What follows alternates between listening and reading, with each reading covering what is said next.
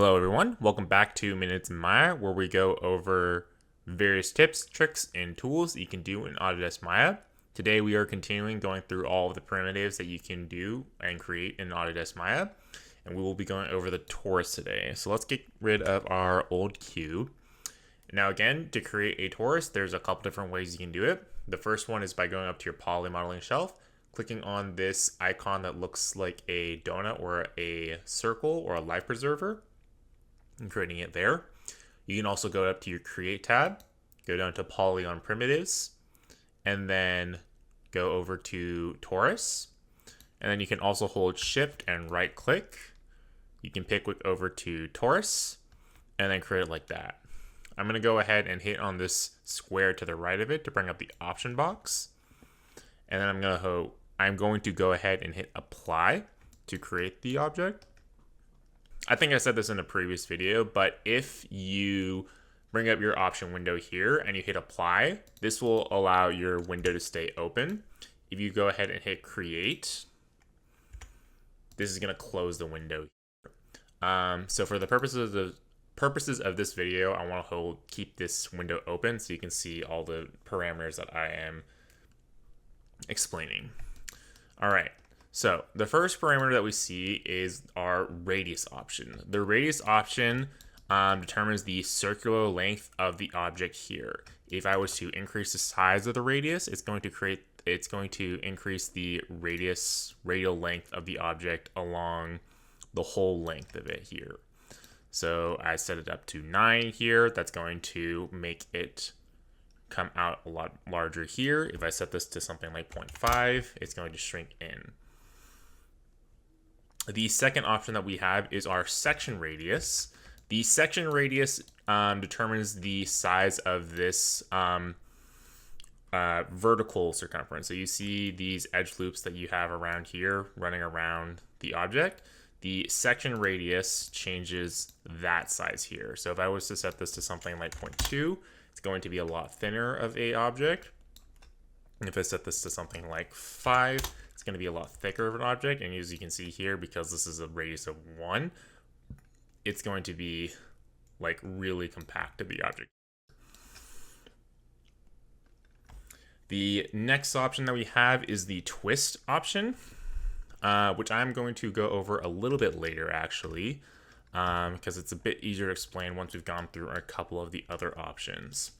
The next option is the axis division. The axis division changes how many radial or vertical lengths you have along your object. You can go down to 3, of course, and you can add essentially an infinite number of divisions along the vertical length of the object.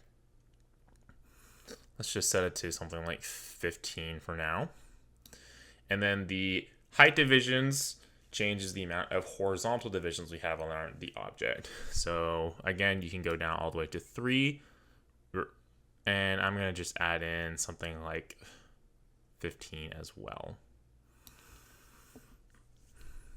The other options you have on your box are the axis orientation you have your object set to when you create it. By default, it's going to be Y, or set to the Y orientation, meaning that this hole is going to be facing the Y direction. If I go ahead and click X, that hole is going to be facing the X direction. And if I hit Z, that hole will be facing the Z direction.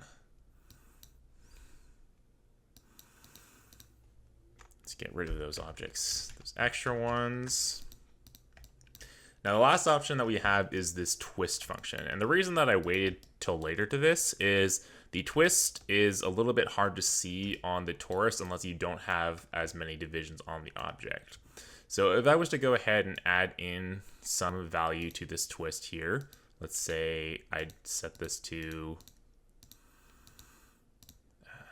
hold on, let's just set this to 30.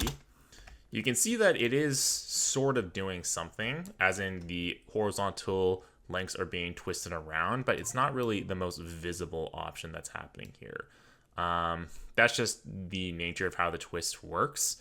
However, if I was to go to the edge or select an edge loop, and let's scale it out a bit, just so that it's a little bit more of a division here. And then let's go back to object mode and change that twist value. You can see that twist is sort of crinkling in the torus around the object. By default, your slider is just going to go to something like a 6 value in your input tab. You can go up to 360 in your twist value. I'm actually going to go ahead and key this so that we can see what's happening to it in real time. So let's go ahead and key this option here. Let's go down to 60 and let's add this to 360. And now if I move my time slider, you can see how that twist is sort of changing the object around in a vertical direction. So it's twisting the object, not necessarily like you would twist a bread knot, but it is continuously rotating the object from the inside or from the outside in. And then for UV options, we just have a standard create UV option on. So you can toggle that on or off. There's not really a easy way to, or other ways to change how you create the UVs on the object. So this will just toggle whether you want to have UVs on your object or not. All right, so that's it for the torus. In the next video, we will be going over the plane and the disk together.